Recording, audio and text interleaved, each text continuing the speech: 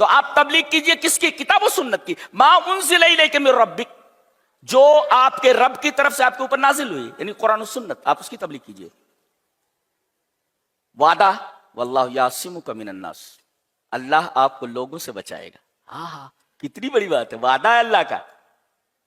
نقطہ ملحوظ رکھو، جتنا مسلمان دعوت اللہ کے بارے میں کوشاں رہے گا اللہ اس کی اتنی ہی حفاظت فرمائے گا. آج ہم لوگ دعوت اللہ سے غافل ہو چکے ہیں، اسی وجہ سے تمام طرف سے پریشانیوں نے ہمیں گھیر رکھا ہے. یہ دعوت اللہ کے میدان سے کم ہو جانے یا ہٹ جانے کی وجہ سے ہے. اور یہ معاملہ ایسا ہے کہ اگر ہٹ گئے تو دعا بھی کرو گے تو دعا قبول نہیں ہوگی. جی دلیل یہ حدیث پاک. وان حذیفہ بن الیمانی رضی اللہ تعالیٰ عنہ عن النبی صلی اللہ علیہ وسلم قال والذی نفسی بیدہ لتأمرن بالمعروف ولتنہون عن المنکر او لیوشکن اللہ ان یبعث علیکم عقابا منہ ثم تدعونہ فلا یستجاب لکم. رواہ الترمذی فی کتاب الفتن. حضرت امام الترمذی رحمہ اللہ ترمذی شریف کتاب الفتن کے اندر یہ روایت اسی طرح لائے ہیں. راوی حضرت حذیفہ ابن یمان ہے.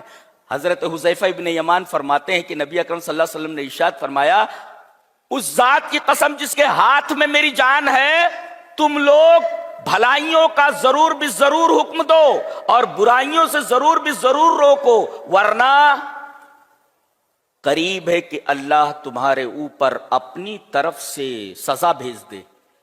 او لیوشکن اللہ ان یبعث علیکم عقابا منہ. اپنی طرف، دیکھو اپنی طرف سے، یعنی اس کا مطلب یہ ہے سزا جو مل رہی ہے یہ اللہ کی طرف سے آ رہی ہے.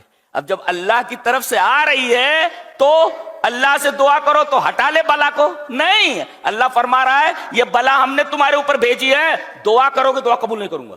سمت تدو، کیوں؟ اس لیے کہ تم بھلائیوں کو حکم نہیں دے رہے ہو، برائیوں سے روک نہیں رہے ہو، دعوت کے میدان سے ہٹ چکے ہو.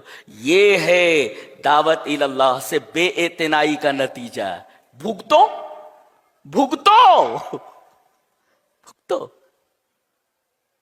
دعا آدمی کر رہا، دعا قبول نہیں ہو رہی. سمجھ رہے ہیں؟ دیکھو عقاب، اللہ کہہ رہا ہے کہ عذاب میری طرف سے تمہارے اوپر. جہاں تم موجود ہو جوتے کھا رہے ہو. کسی شاعر نے بہت اچھا کہا ہے، تاریخ تھی ہماری، قیصر و کسریٰ کے تاج پیروں تلے رونت دیا تھا صحابہ نے، سلمان نے. یہ حال تھا ان کا. شاعر نے کہا ہے تھے اس قدر عظیم کہ پیروں میں تاج تھے، تھے اس قدر عظیم کہ پیروں میں تاج تھے، اتنے ہوئے ذلیل کہ جوتوں میں آ گئے. یہ حال ہے ہمارا، جوتا خور ہو چکے ہم لوگ. تھے اس قدر عظیم کہ پیروں میں تاج تھے، اتنے ہوئے ذلیل کہ جوتوں میں آ گئے. آج تمہاری دعائیں قبول نہیں ہو رہی ہیں، اس لیے کہ بھیجا ہوا عقاب یا سزا یا اللہ کی طرف سے، عقابا منہ اس کی طرف سے ہے. ثم تدعون، دعا کرو گے، فلا یستجاب لکم، دعا قبول نہیں ہوگی، اس لیے کہ تم نے دعوت اللہ چھوڑ دیا. تم نے لتأمرن بالمعروف، اور اللہ کے رسول نے قسم کھا کر کے فرمایا والذی نفسی بیدی. کوئی معمولی بات نہیں ہے، نبی قسم کھا کر کوئی بات بتائے تو وہ چیز موقت ہوتی ہے، بہت ہی موقت، اشد تاکید ہوتی ہے اس میں. سمجھ آئی؟ جی. اللہ کا وعدہ ہے جتنی زیادہ تم تبلیغ کرو گے، دعوت اللہ کرو گے، اللہ تم کو اتنا ہی بچائے گا. فَإِنَّ اللَّهَ يَعْصِمُكَ مِنْ كَيْدِهِمْ وَتَصُونُهُمْ مِنْ مَكْرِهِمْ. یہ تفسیر کی ہے ایک مفسر نے.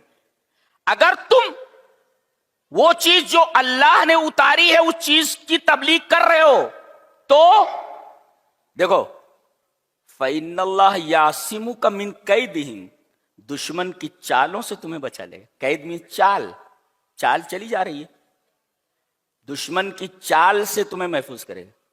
اور بڑی مکاری کر رہے ہو، وَتَصُونُهُم مِّن مَّكْرِهِمْ، اللہ تبارک و تعالیٰ ان کے مکر سے تم کو محفوظ کرے گا جی۔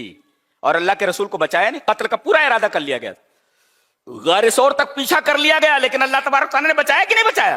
حضرت صدیق نے سر اٹھا کر دیکھا، کہا کہ اللہ کے رسول کہاں گئے؟ کہا کہ اللہ کے رسول یہ تو ہمارے نشانات قدم کا تتبع کرتے ہوئے ہمارے سر کے اوپر آ گئے، اگر نیچے دیکھ لیں گے تو ہم پکڑ لیے جائیں گے۔ اللہ کے رسول نے فرمایا لا تحزن ان اللہ معنا، غم مت کرو اس لیے کہ اللہ ہمارے ساتھ ہے۔ اللہ یہی ہمارے ساتھ نہیں ہے اللہ، تو اللہ یعصمک من الناس، یہ دعوت اور تبلیغ کا مقصود ہے۔ یہ جی جی بڑی بات ہے۔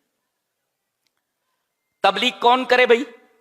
مولوی صاحب لوگ، اور آپ کیا کریں گے؟ آپ کا کام کیا؟ چلیے آپ کی ذمہ داری بھی بتا دیتے۔ حدیث اس طرح وعن ابی ہریرہ رضی اللہ تعالی عنہ ان النبی صلی اللہ علیہ وسلم قال بلغوا انی ولو آیہ وحدثوا عن بنی اسرائیل ولا حرج ومن كذب علی متعمدا فلیتبوأ مقعدہ من النار، رواہ البخاری فی کتاب احادیث الانبیاء۔ حضرت امام بخاری رحمہ اللہ اسے بخاری شریف کتاب و احادیث الانبیاء کے اندر لائے۔ راوی جیسا کہ معلوم ہوا حضرت ابو ہریرہ ہیں۔ حضرت ابو ہریرہ رضی اللہ تعالیٰ عنہ فرماتے ہیں کہ نبی اکرم صلی اللہ علیہ وسلم نے ارشاد فرمایا کہ اگر تمہارے پاس ایک بھی دین کی بات، آیت کا مطلب یہاں قرآن کی آیت مراد نہیں ہے، کس نے کہا؟ آپ شارحین حدیث کو دیکھیے، آیت کا مطلب ہے دین کی ایک بات بھی اگر آپ کو معلوم ہے تو آپ پہنچا دیجئے، اور اس میں انی کا لفظ ہے، بلغو انی، ہمارے بزرگ یہ بولتے ہیں۔ کون بھائی بزرگ تمہارے کون ہیں؟ نبی ہیں۔ رسول تو کہہ رہا ہے کہ انی میری طرف سے بات پہنچاؤ جی، بلغو تبلیغ کرو، انی میری طرف سے، دین کی ایک بات، انی بزرگ پیر صاحب فرما رہے، بولے یہ پیر صاحب کون ہے بھائی؟ نبی تو کہہ رہا ہے کہ انی میری طرف سے تبلیغ، اور تم انہم کہاں جا رہے ہو؟ تو انہم، ان پیر، ان فقیر، ان غریب، ان امیر، کیا تماشا ہے؟ واٹ از دس؟ کیا تماشا ہے یہ کیا تماشا ہے؟ بلغو انی، میری طرف سے جو میں نے اللہ سے لی ہے، اللہ نے دیا ہے قرآن اور حدیث، وہ میں تم کو دے رہا ہوں، ان کی تبلیغ کرو، اگرچہ دین کی ایک بات آپ کو معلوم ہے۔ وحدثوا عن بنی اسرائیل، اسرائیلی روایات بھی بیان کر سکتے ہو۔ اسرائیلی روایات کی 3 قسمیں، ذہن میں رکھ لو اس کو۔ ایک تو ہے ما یوافق الدین، یعنی دین کے موافق ہے، اور ایک ہے ما یخالف الدین، دین کے خلاف ہے۔ تو ما یوافق الشرع فینقل، نقل کر سکتے ہیں ہم، وہ ما یخالف الشرع فلا ينقل، اگر شریعت کے خلاف ہے تو اسرائیلی روایت نہیں بیان کر سکتے۔ وَأَمَّا الْمُشْتَبِهِ کہ بھئی فَلَمْ يَقْتَضِ وَجْهُ، پتہ نہیں اس کی توجیہ معلوم نہیں ہو سکی صحیح ہے کہ غلط ہے، تو بیان کر سکتے ہیں آپ۔ کیوں؟ لِأَنَّ فِيهِ الْعِبَرَ وَالْعِظَاتِ، یا تصدیق نہ کرو یا تکذیب نہ کرو، فَلَا تُصَدِّقُوا وَلَا تُكَذِّبُوا، یہ تیسری قسم ہے۔ تو وَحَدِّثُوا عَن بَنِي إِسْرَائِيلَ وَلَا حَرَجْ، اس میں حرج کی بات، یہ تیسری قسم ہے جی۔ وَمَنْ كَذَبَ عَلَيَّ مُتَعَمِّدًا، حدیث کے نام پر کسی بھی قول اگر پیش کیا جائے گا تو گویا ایسا ہے کہ وہ اپنی جگہ جہنم میں بنا لے، جہنم میں بنا لے۔ بزرگوں کے قول کو حدیث کہہ کر نہیں بیان کیا جا سکتا، جھوٹ ہے نبی پر یہ، وَمَن جھوٹ بات رہے نبی، وَمَنْ كَذَبَ عَلَيَّ مُتَعَمِّدًا فَلْيَتَبَوَّأْ مَقْعَدَهُ مِنَ النَّارِ۔ تو آپ ایک بات بھی اگر آپ کے پاس ہے تو آپ پہنچائیے، صرف مولانا لوگوں کا کام نہیں، ہاں ایک ٹیم باقاعدہ ہونی چاہیے۔ ایک نقطہ بتاتا ہوں قرآن حکیم کا، بہت، یعنی آپ میری طرف متوجہ ہوں تو بولوں میں۔ دیکھو، یہودی 2 کام کرتے تھے، اس کے مقابلے میں مسلمانوں کو 2 کام کرنے کے لیے کہا گیا ہے۔ پہلا یہ لن تنالوا البر کھولو، دیکھ رہے آپ، کھولو 4 پارہ پہلا صفحہ، اللہ اہل کتاب سے کہہ رہے ہیں، یہودیوں سے، یا اہل الکتاب لم تکفرون بآیات اللہ وانتم تشہدون، جانتے بوجھتے ہوئے تم اللہ کی آیات کا انکار کیوں کرتے ہو؟ تو یہودی لوگ اس طریقے سے تھے اہل کتاب، کچھ جو انکار کرتے تھے اللہ کی آیات کا. آگے کہا گیا قُلْ يَا أَهْلَ الْكِتَابِ لِمَ تَصُدُّونَ عَنْ سَبِيلِ اللَّهِ مَنْ آمَنَ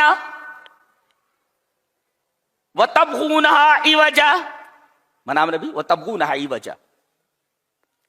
اور اے اہل کتاب، اللہ کے راستے سے ایمان والوں کو کیوں بھٹکا رہے ہو، کیوں روک رہے ہو؟